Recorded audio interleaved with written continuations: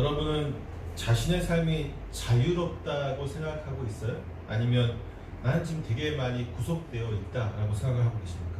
어떠세요? 영혼은 그래 알 수 있어요. 영혼은 자유로운데 몸은 구속돼 있어요? 누구한테 구속돼 있어요?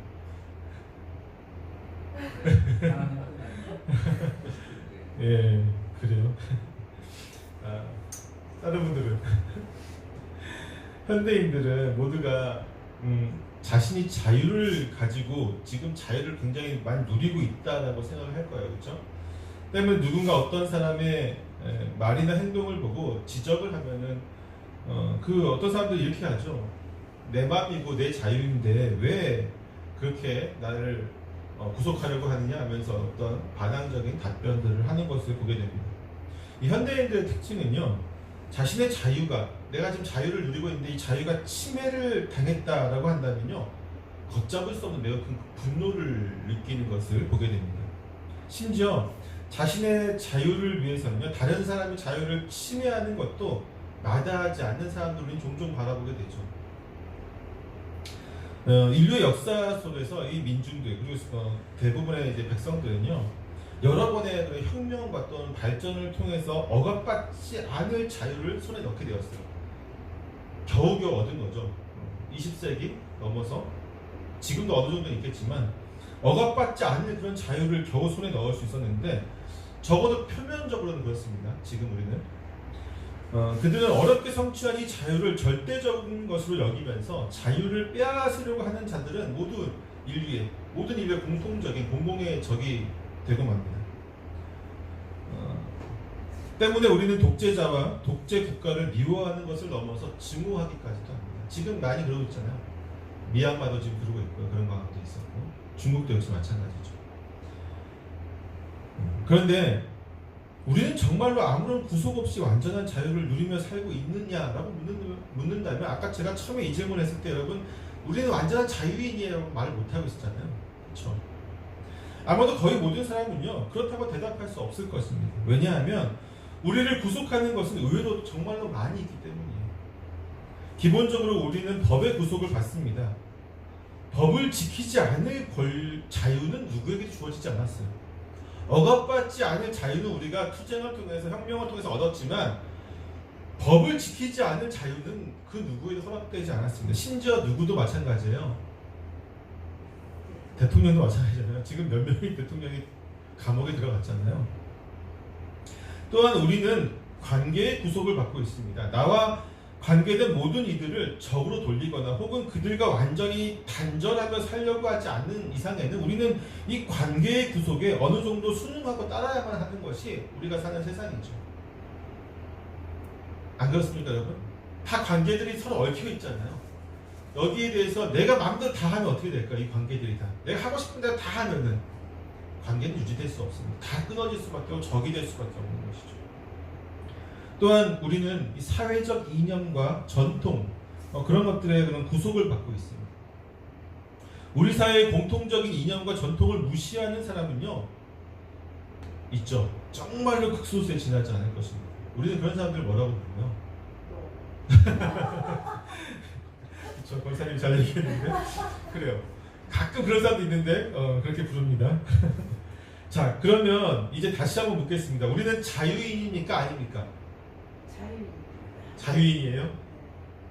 여기는 대답을 다 노코멘트면 이쪽은 자유인이고, 네, 그래요. 저는 오늘 바울의 모습이 마치 우리의 이러한 모습과 같다고 생각해요.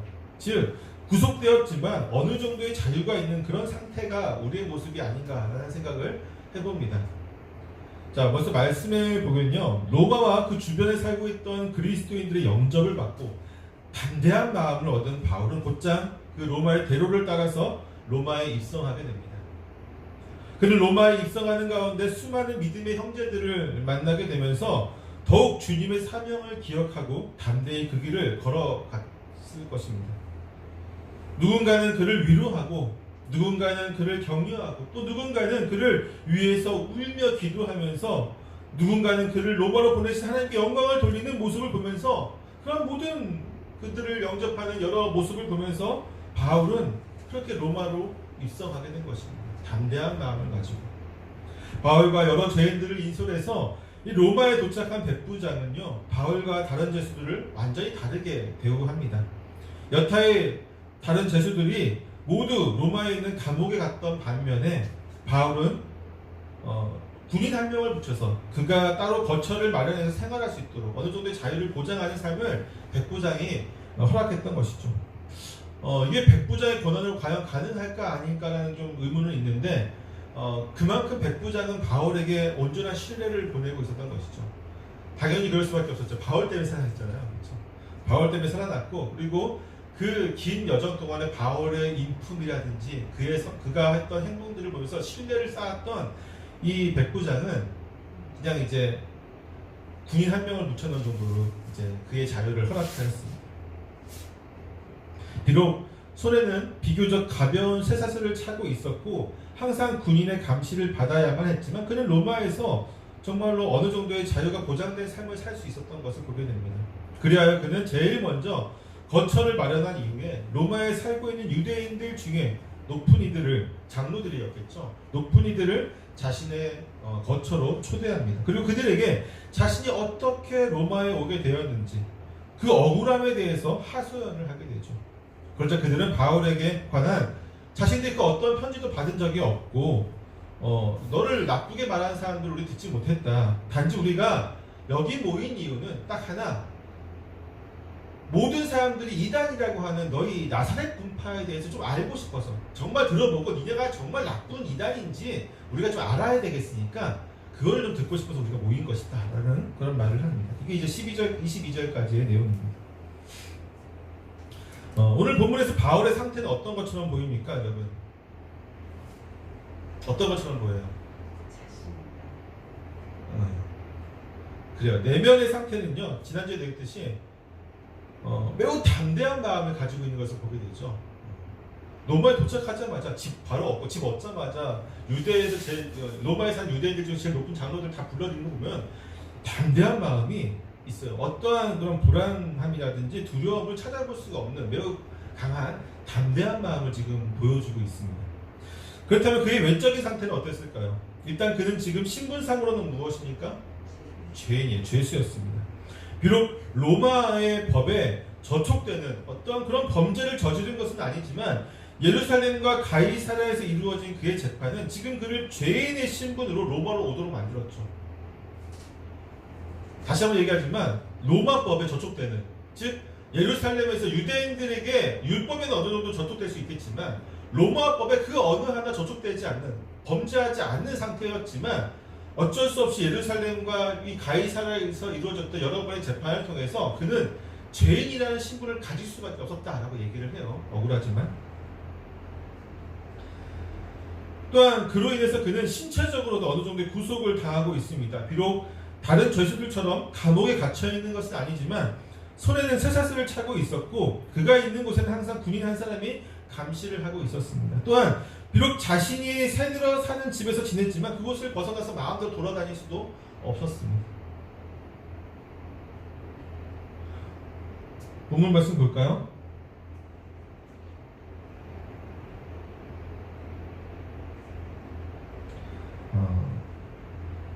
20절 한번 보겠습니다. 20절 찾으셨어요? 20절 시작. 이러므로 너희를 보고 함께 이야기하려고 청하였으니 이스라엘의 소망으로 말미암아 내가 어디에 메었다고요?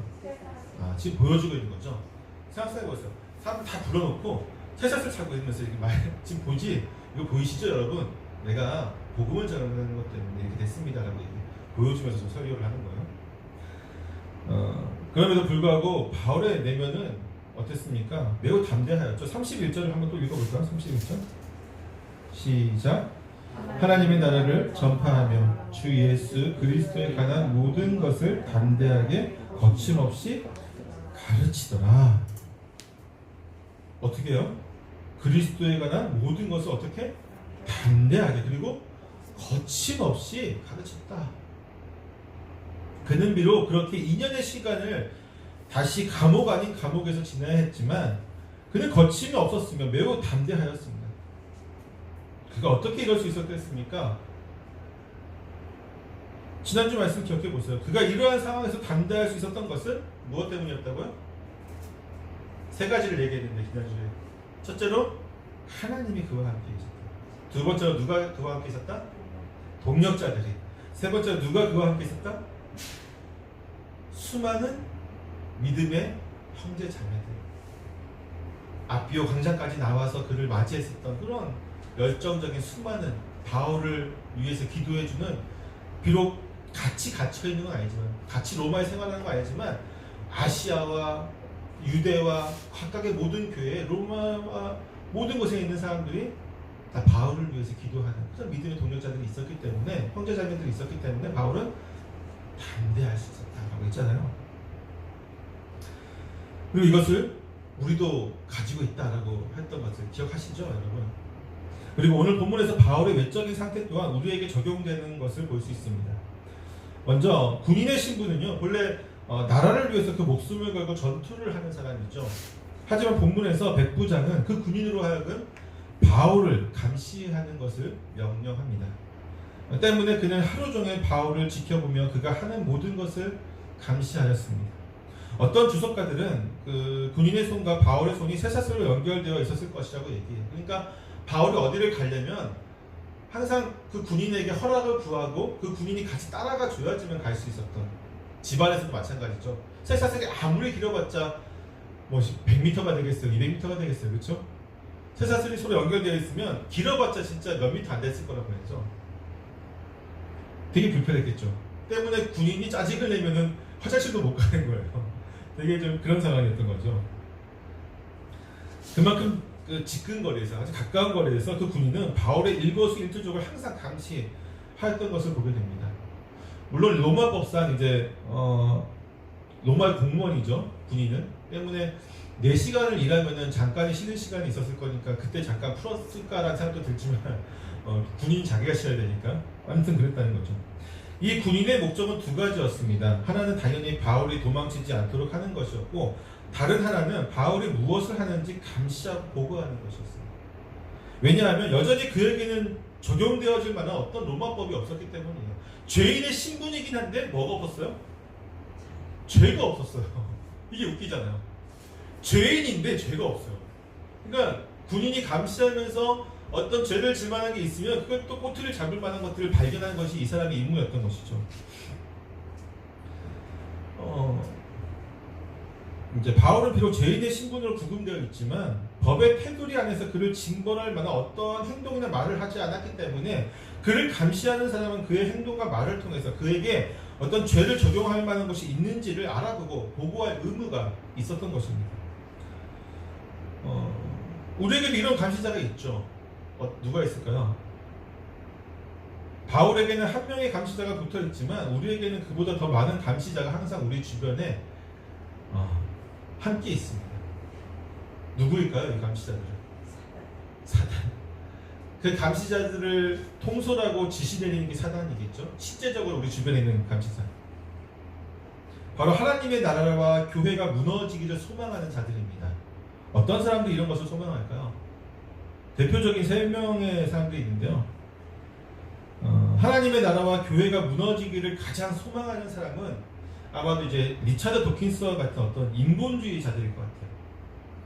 리차드 도킨스는 그가 2006년에 발표한 만들어진 신에서도 분명히 밝히고 있듯이 신이라고 하는 존재 때문에 인간이 불행한 삶을 살고 있다라고 말하고 있어요. 그는 인간의 삶에서 이 신이라고 하는 존재를 제외하면 인류는 얼마든지 지금보다 더욱 행복해질 수 있다라고 얘기합니다. 그가 이렇게 말하는 이유가 뭘까요?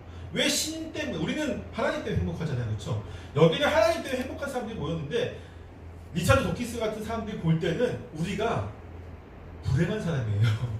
우리는 행복한데 불행한 사람이에요. 저 사람들은 하나님 믿어서 불행한 사람이야. 왜 그럴까요?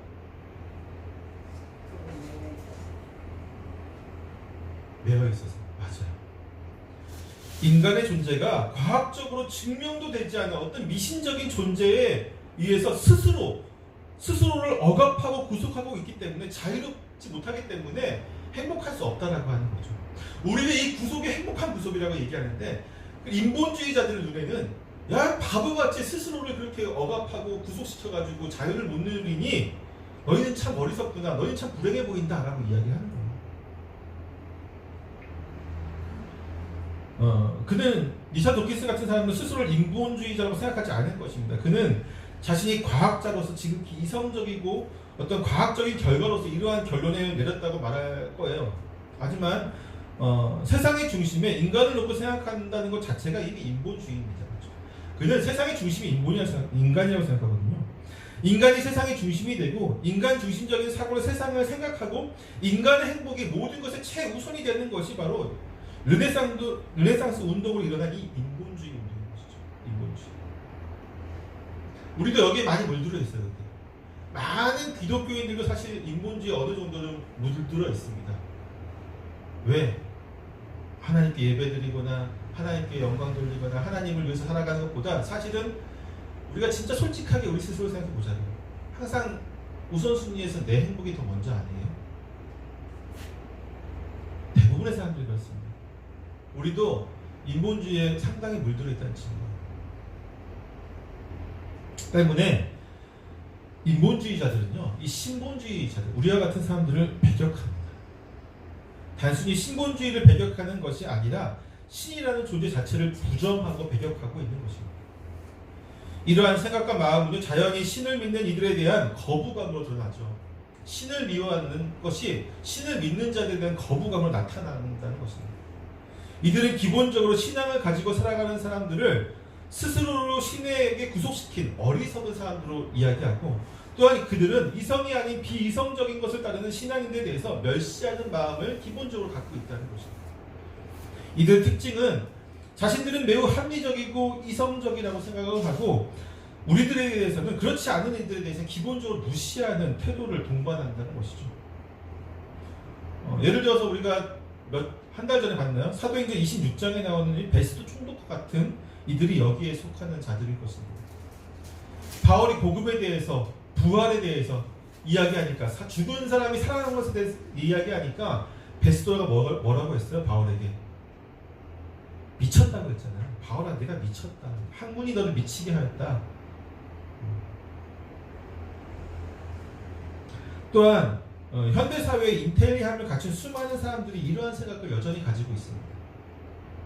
그들은 아주 냉철한 이성을 가지고 교회를 감시합니다. 그들이 가지고 있는 인본주의적인 관점, 그러니까 그들이 우리를 바라볼 때는 인본주의적인 관점을 바라보는 거예요. 그 인본주의적인 관점에서 조금이라도 벗어나는 행동이나 말을 하게 되면 그들은 가차없이 교회를 그리고 하나님을 비난하고 비판합니다. 이들에게 있어서 최고는요, 단순히 인간이 이롭게 되는 것이 아니라 인간의 모든 것이 주인이 되는 것이 있고 중심이 되는 것이에요. 그러니까 단순히 인간이 행복한 것을 추구한다는 것에 끝나는 것이 아니라 이 모든 우주 만상에서 인간이 최고가 되는 것이고 인간이 그 중심이 되는 것이에요. 그러기 위해서는 신이라는 존재를 부정할 수밖에 없겠죠. 때문에 그들에게 최대의 적은요, 바로 하나님의 나라와 그의 나라에 몸된 교회일 수밖에 없는 것입니다. 그들의 감시의 눈은 정말로 냉철합니다. 사실 교회라고 하는 것은 기본적으로 교회의 주인이 누구예요? 누구예요? 교회 머리가 누구예요? 예수님이시잖아요. 주님이세요. 우리는 하나님을 믿는 자들이고, 우리는 누구의 법에 따라가는 사람입니까? 하나님의 말씀에 따라가는, 하나님의 법에 따라가는 사람들이에요. 때문에 가끔 어떤 때는 정말 하나님의 법과 인간을 사랑하는 것이 충돌될 때가 있어요. 왜? 우선순위에서 하나님 사랑이 먼저고 그 다음에 인간 사랑이니까요. 어쩔 수 없이 어느 한 부분에서 그런 부분이 있다면 우리는 당연히 주님을 더 우선순위에 둘 수밖에 없잖아요. 그럴 때에 인본주의자들은 냉철하게 비난을 합니다. 아주 맹렬하게 비난을 하죠. 또 이제 두 번째로 하나님의 나라와 교회가 무너지기를 간절히 소망하는 두 번째 집단은 어디일 것 같아요? 그러면? 어디일 것 같습니까? 타종교라고 하긴 그렇고요. 이단들이 더 심합니다. 이단들이에요. 타종교들은 특히 이제 불교라든지 어떤 좀 뭐랄까요, 다신을 추구하는 그런 종교들은요, 범신론이라고 하죠. 범신론을 추구하는 종교들은요, 기독교를 배척하지 않아요. 포용하려고 해요. 포용하려고. 거기는 이제 유일신이니까 이슬람은 그렇지만 대부분의 범신론 쪽 같은 경우는 오히려 기독교를 너네도 우리가 같은 거야 라고 하면서 이렇게 얘기를 하죠. 아무튼 이단들인데 이단들은 태생적으로 전통적이고 보편적인 교회를 적으로 삼습니다. 그들은 기존의 교회와 교리와 전통과 문화를 모두 거부하고 부정해야 하지만 자신들이 살 수 있다는 것을 너무 잘 알고 있기 때문입니다. 즉 기존의 교회가 갖고 있는 모든 것을 다 부정해야 하지만 우리가 정당하다고 주장할 수 있는 게 바로 이단이라고 하는 집단의 태생적인 모습인 것이죠. 교회를 무너뜨리기 위해서 이단들이야말로 사실상 가장 적극적이고 실천적이며 또 가장 활발하게 움직이면서 교회를 감시하는 이들이라고 할 수 있습니다. 이들은 특히나 교회가 사회적으로 비난받는 것에 매우 민감하게 반응을 합니다.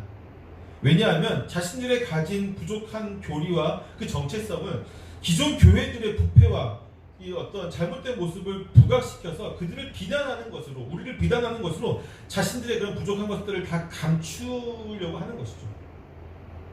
덮으려고 하는 거예요. 그 중에서도 이제 신천지와 같은 경우는 최근에 자신들이 일으킨 코로나 사태를 희석시키기 위해서 더욱 이러한 일들을 적극적으로 행하는 것을 보게 됩니다. 우리 교회도 이제 여러 이단들의 그런 편지들이 오잖아요. 그 중에서 이제 신천지 같은 경우는요, 지난번에도 이렇게 이만한 서류 봉투에 왔더라고요. 뜯어보니까 쭉 이제 기존 교회 목사들의 부패와 어떤 기존 교회 목사와 그 교회들의 비리 있잖아요. 거기에 대해서 이게 막 적어서 교회가 이런데 당신은 빨리 신천지로 와야 된다 이런 그런 포스터 같은 거를 보냈더라고요. 보면 씁쓸한 마음도 있었지만 정말 이럴 수밖에 없는 그들의 모습이 보이는 거죠. 왜?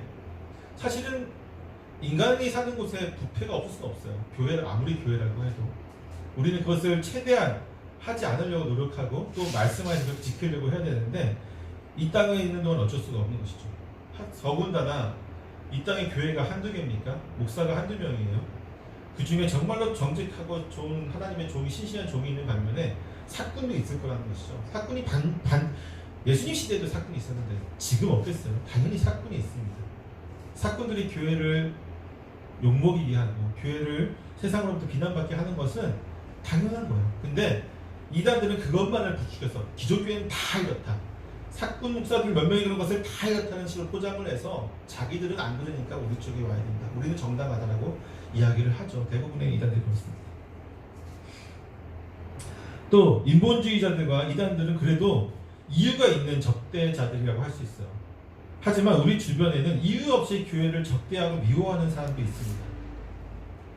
특히나 인터넷이라고 하는 가상의 공간에서는 더 크고 활발하게 이러한 일들이 이루어지고 있는 것을 보게 되죠.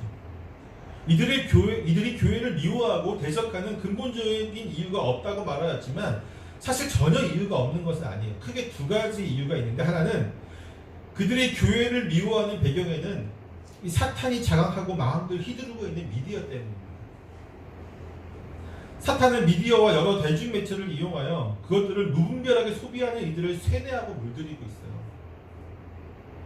그들은 자신도 모르는 사이에 자신이 몰두하고 집중하고 있는 매체를 통해서 교회를 미워하고 대적하는 위치에 놓여 있게 된 것입니다. 예를 들어서 이런 것이죠. 인터넷에 보면요, 여러분 기독교에 대해서 치면요, 욕이 스크롤을 계속 밑으로 내려갈 정도로 욕이 많아요. 교회에 대한 욕이. 근데 그 사람들 대부분 어떤 사람들이냐면은, 물론 이 중에서도 교회를 직접 가서 교회 안에서 교회로 있다가 어떤 상처를 받고 나온 사람들도 분명히 있어요. 근데 이 사람들은 정말 극소수입니다.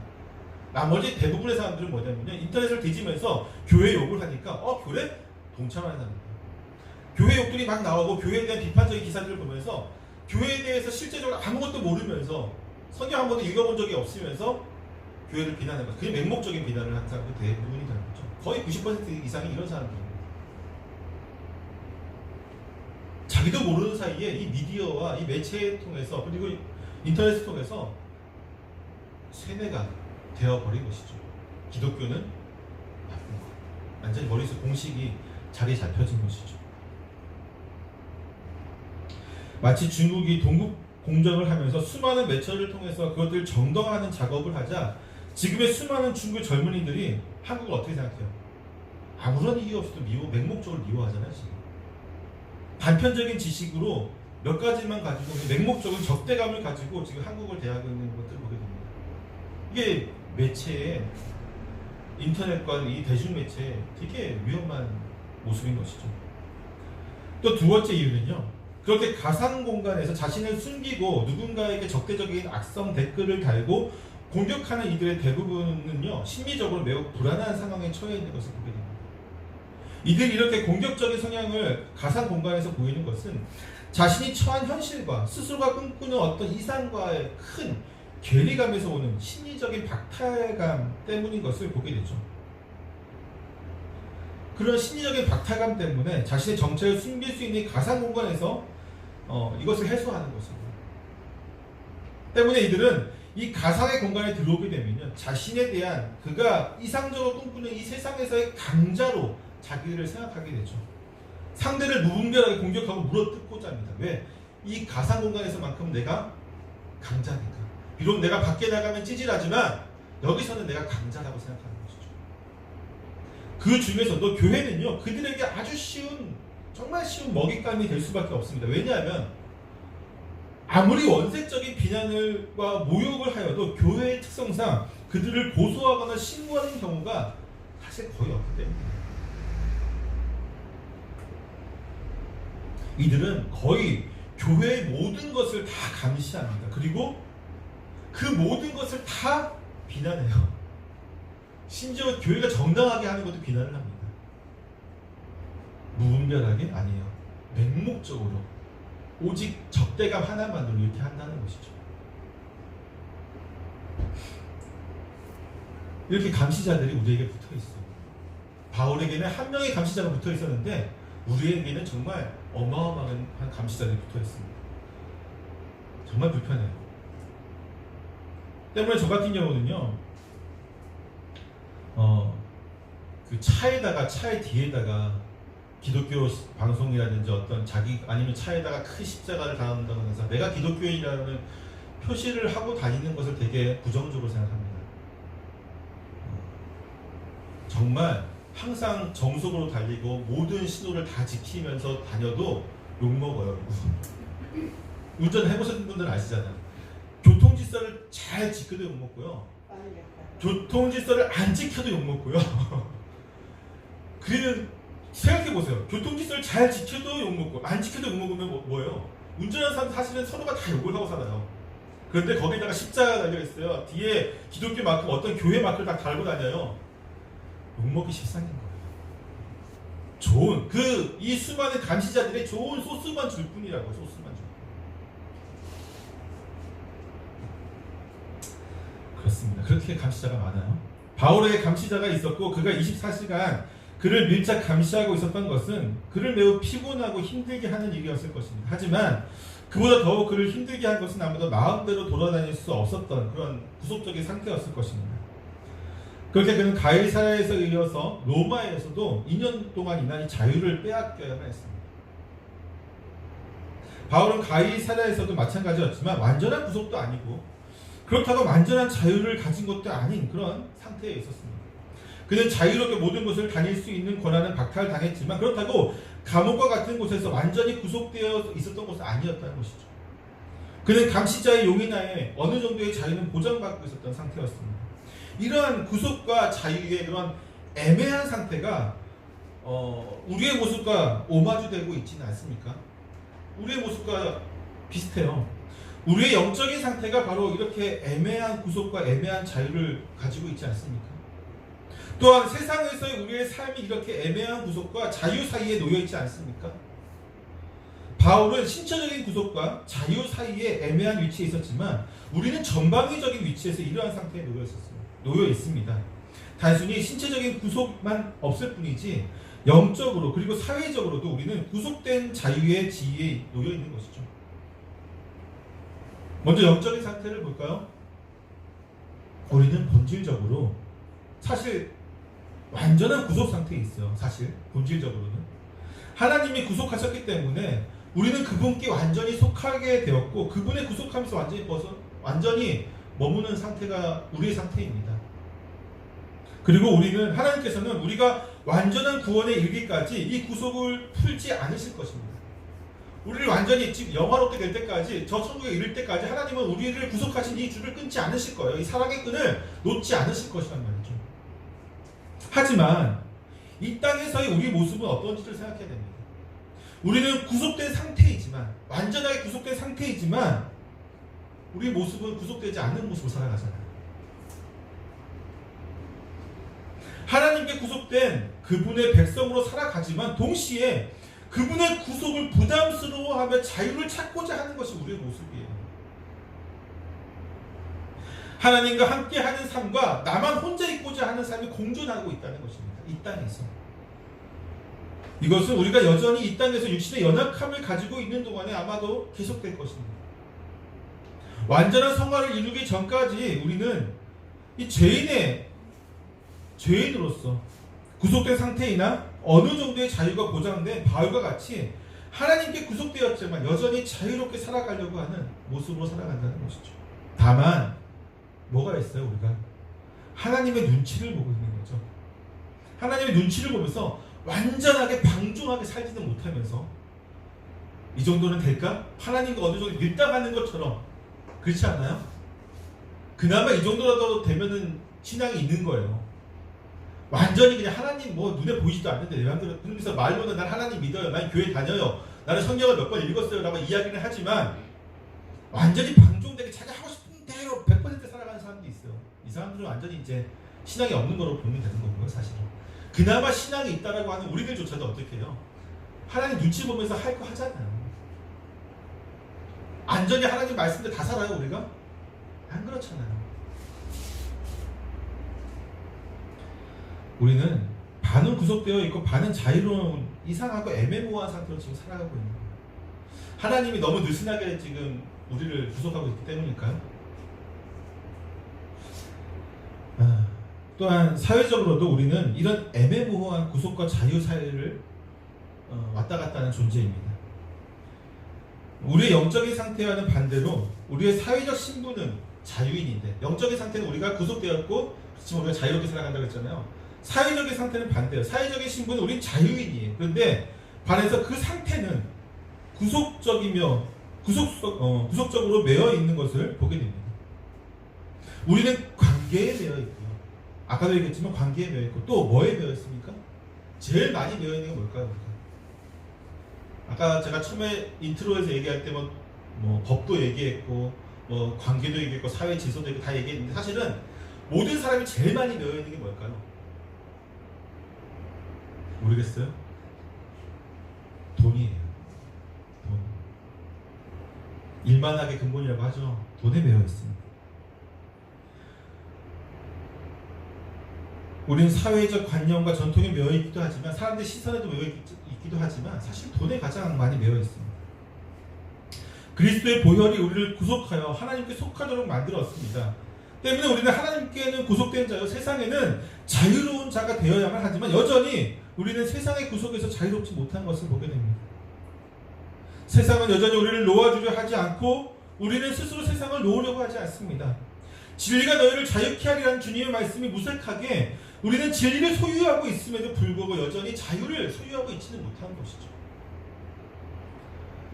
때문에 칼빈은요 이렇게 얘기하고 있어요. 차라리 굶어 죽는 것보다 천국을 선망해요.